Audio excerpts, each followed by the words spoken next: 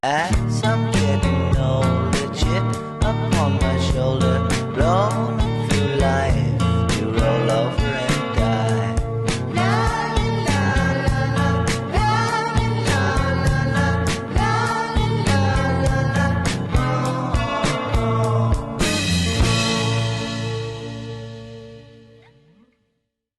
Hey guys, it's Streed, and today I'm going to be reviewing the 1970s suspenseful thriller, Duel.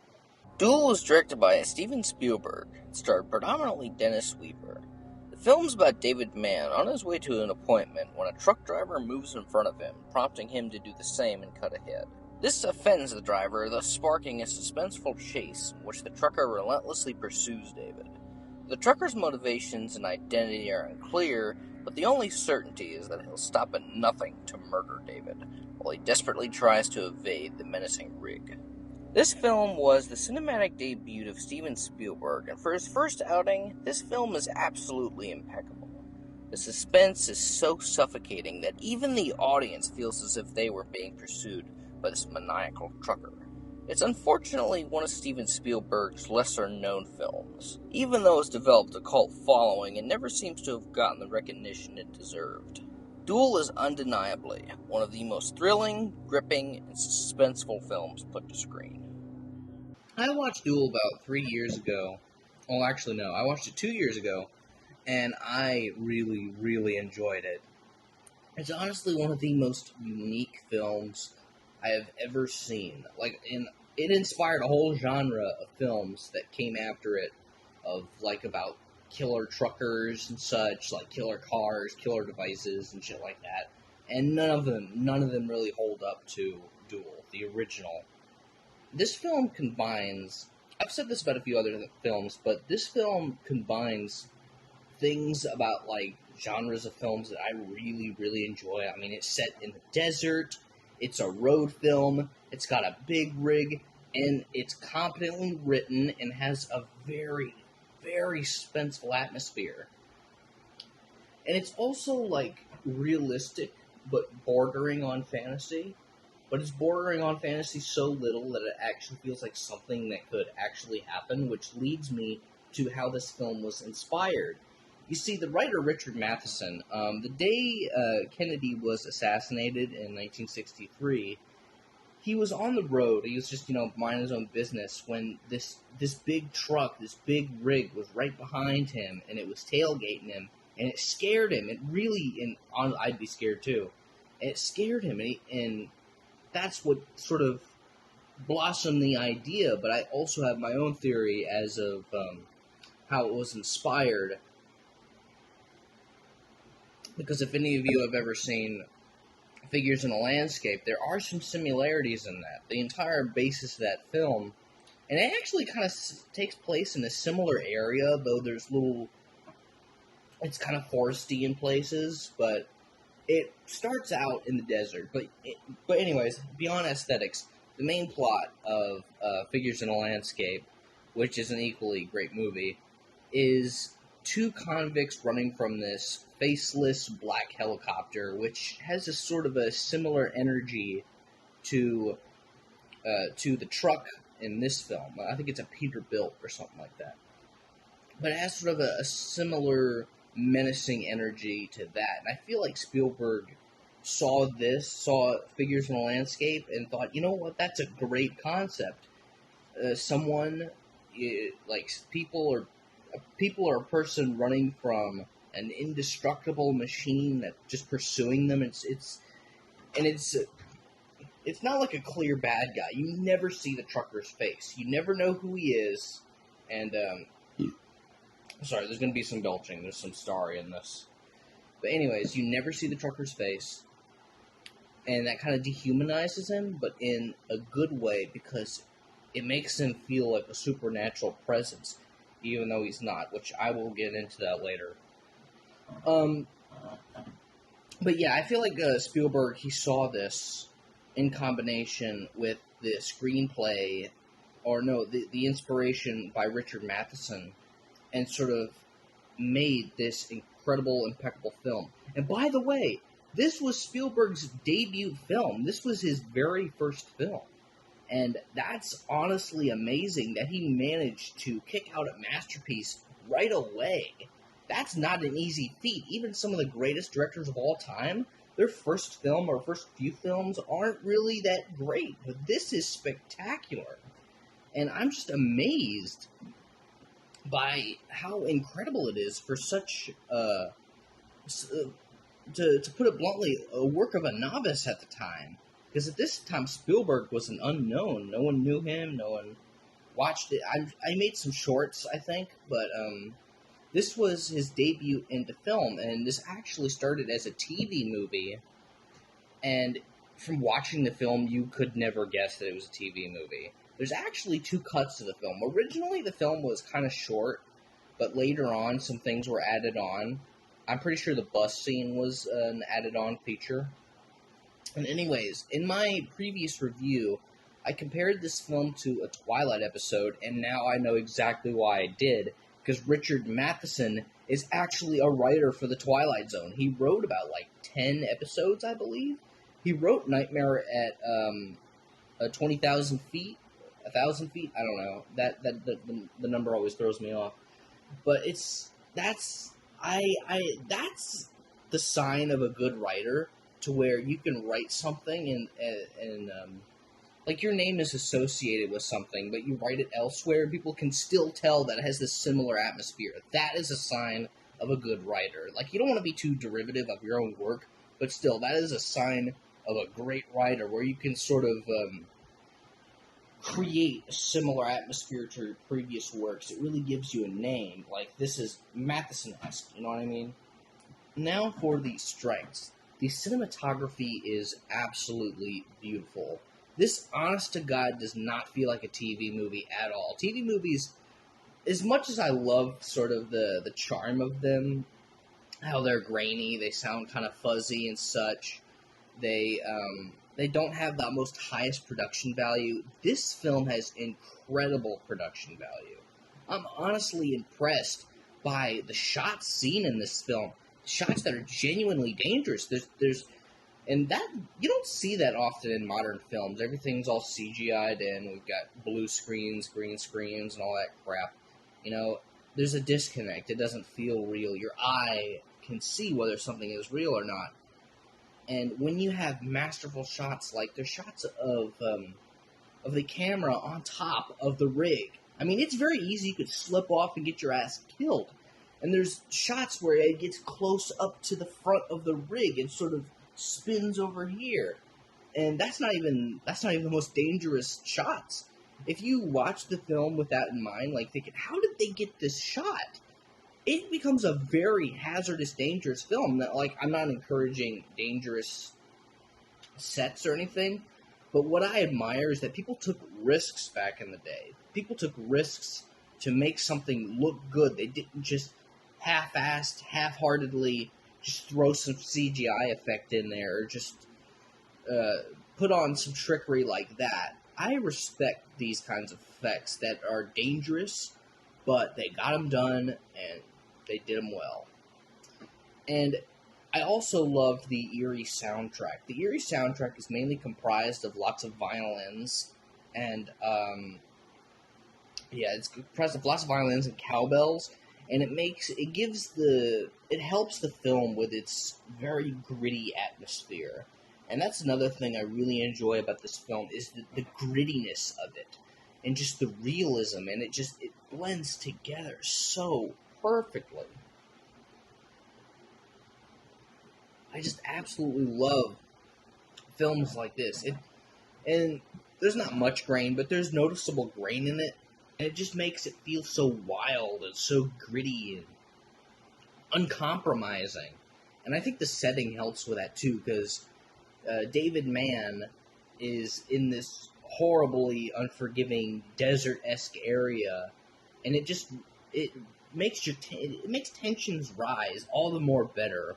This film is it's so amazing. There's so much to talk about. If I wanted to, this video could be about an hour long, but I'm not going to go that detailed. Hey, maybe I'll do a commentary one day. Tell me what you guys think of that. Should I do a commentary on this film? I've never done any commentaries. I've considered doing, like, fan commentaries and shit. But anyways, the soundtrack lends well to the atmosphere, the grit of it. And there's speaking of atmosphere, there's an unbearable suspense. I have always had this primal fear of something completely unstoppable that is just thundering towards you. It's just, you can't kill it. Or at least it's very hard to kill it. It's just running and rummaging through the woods and shit. I think I got that from the Neverending Story with Gamork, with his scenes of him, running through the wilderness, seemingly unstoppable, just going after Atreyu. And I think that's where my fear came from. It's such an eerie thought to know that there's something so menacing, vicious, and unstoppable just running, lumbering towards you, whether you see it or not. Even hearing that it's on the way is such a creepy, just terrifying feeling. And that is one of my biggest fears. Like, even just saying, oh, something's coming for you, it fucking scares the shit out of me. And another thing, my favorite scene in the film is the diner scene. That scene it's perfectly emblematic of what I was talking about, the suspense, the sharp suspense of this film. That scene just perfectly encapsulates how suspenseful this film is. Because we've got David Mann, he's sort of trying to rationalize what's going on. He's like thinking, well, maybe he was hungry, like maybe he just went out to lunch, and he ends up getting into this bar fight with this dude that sounds like Norm Peterson. And before that, he actually looks around and looks at all these guys, and they all look like they could be the drivers of this truck, because in an earlier scene, you see the truck driver's boots. They're like, cowboy boots, very masculine boots. But he's looking at these guys, and they all look like they could be candidates for the truck driver. And apparently none of them were. Maybe one of them were. I don't know.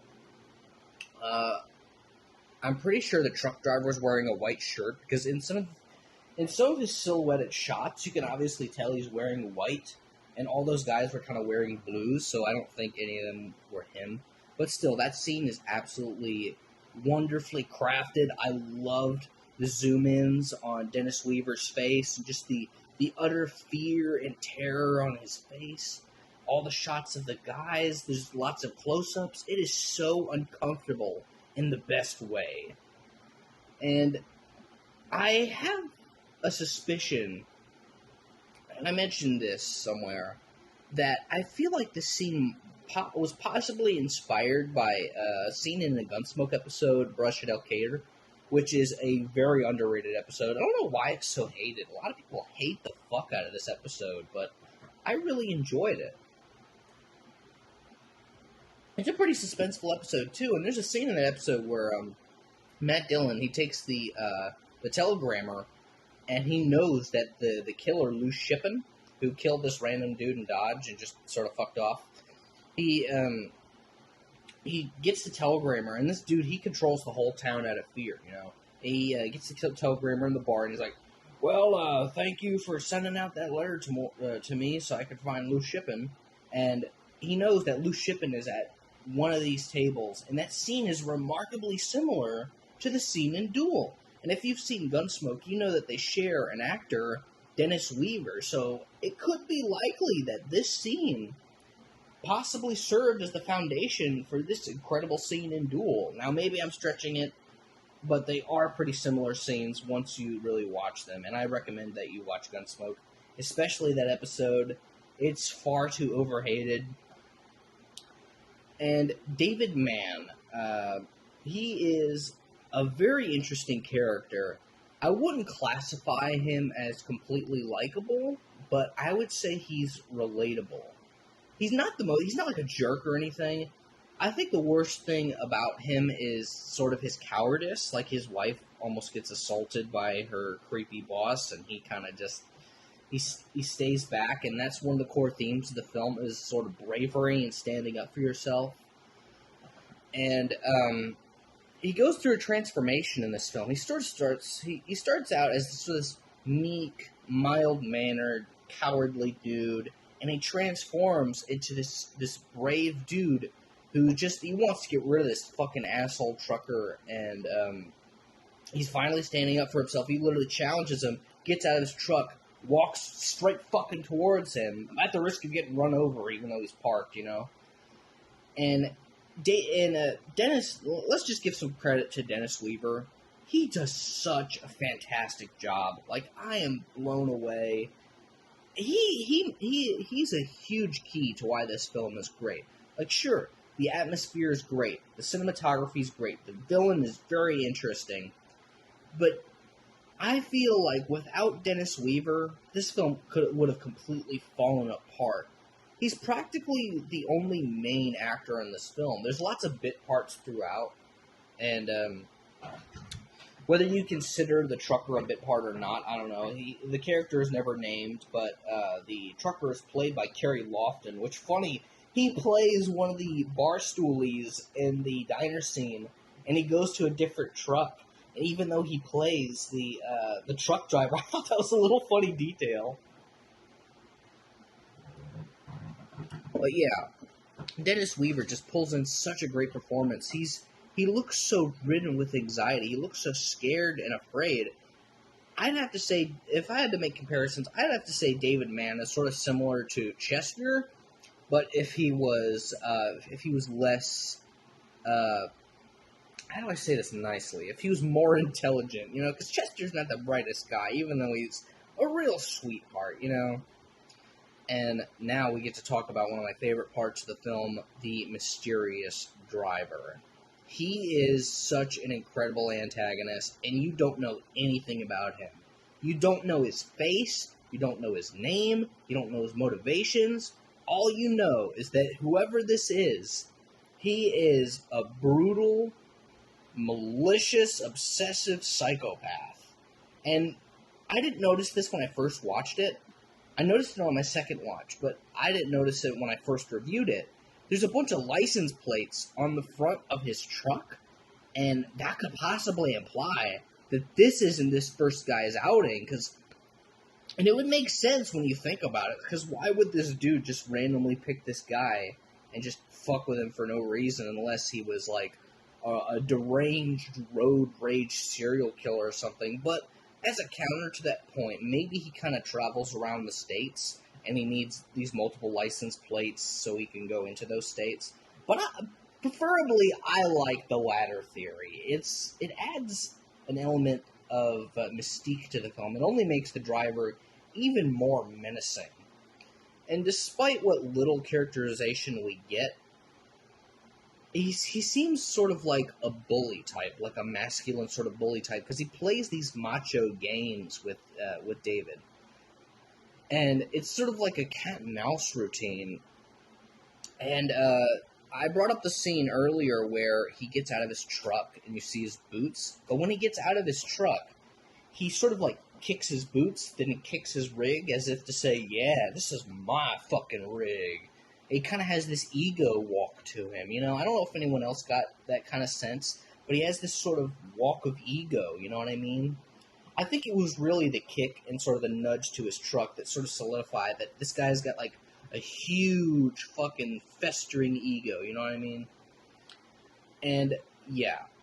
But also, an odd thing to mention, there's a scene where he actually helps a bus full of stranded kids, and I always, that also adds a little bit of mystery to me. Some people don't like it. Some people think it makes him sort of less intimidating, but I think it makes him more fascinating. Like, this guy's picking a fight, trying to murder this man for no reason, yet he's willing, out of the kindness of his heart, to help this bus full of kids get off the road. Well, get to their destination and such. I just thought that was very interesting. It feels like this driver has some sort of personal vendetta against Dave, and you just don't understand it. And I think the mystery element is really what makes it so intriguing. Because listen, I don't have a huge issue with villains with backstories, but I feel like we get too little villains that are just sort of evil for the sake of it, maybe they don't have an incredibly tragic childhood or it's a vengeance thing. Some people are just fucking horrible. Some people are just naturally evil, disgusting people who like to hurt. And they just like it. To them, it's no difference than a cigarette butt. You know, it's no difference to them than I'd say masturbation. You know, they just think, oh well, I'm kind of stressed. I'm going to murder someone today. That's genuinely how people are. And now I'm going to talk about the dour ending. Towards the end, well, near the end, David, he actually puts a suitcase on the brakes or whatever. He jumps out of his car. The car smashes into the truck, and the fucking thing topples over, and the driver is dead. And this seems like a triumphant finale, but then it's sort of like a dour ending. Because David, he's just sort of stranded there. He's got no truck. He's in the middle of nowhere. He's got no car. The truck's fucked up. He's in the middle of nowhere, so he'll likely die out there, which is pretty sad because throughout the movie we've rooted for this guy. You know, he's got his backbone. He finally defeated his enemy, and now he's stranded. And some people don't like the ending. I don't really mind it. It doesn't really bother me that much. I think it ended perfectly fine. I mean, it was a pretty realistic ending. I mean, what the hell are you gonna expect after something like that? And some people also complain that the truck didn't explode, but I think that was a good thing. Even I think that was a good thing because listen, everyone likes a little explosion, but this movie is not all simply about, you know, big explosions and crap like that. This film at its core is a pursuit flick. I feel like it has themes of sort of standing up for yourself, rising up against bullies, you know what I mean? It's funny, I kind of consider this an anti-bullying film, really, you know, because when someone's pursuing you, fucking with you, the only thing you can do to ensure that this motherfucker leaves you alone is to stand up for yourself. And I think the scariest part about Duel, like I said, is how realistic it is. There are genuinely people out there who are deranged and sick, like the truck driver. People who just go after people for no reason. I've even encountered them myself. I've encountered three or four of these kind of people in my lifetime where they find you, they pursue you, they don't fucking leave you alone, and they only leave you alone when you do something. Overall, I'm going to have to rate this a definite 10 out of 10. And I kind of accidentally skipped the weaknesses. As for my only weakness for the film is the chase towards the end sort of gets a little slow and repetitive. But before it gets too slow and repetitive, it gets right back up to being interesting again. But yeah, if I'm going to rate this film, I'm going to have to definitely give it a 10 out of 10. I absolutely love it. It's an indisputable masterpiece. And if you have not seen Duel, I sincerely pity you because this is cinema at its finest. If you love really suspenseful road sort of pursuit thriller films with an atmosphere of grit and just that 70s grit to it, I definitely recommend Duel. I consider this one of Spielberg's greatest films ever made. Well, guys, that was the review, and I will see you all next time.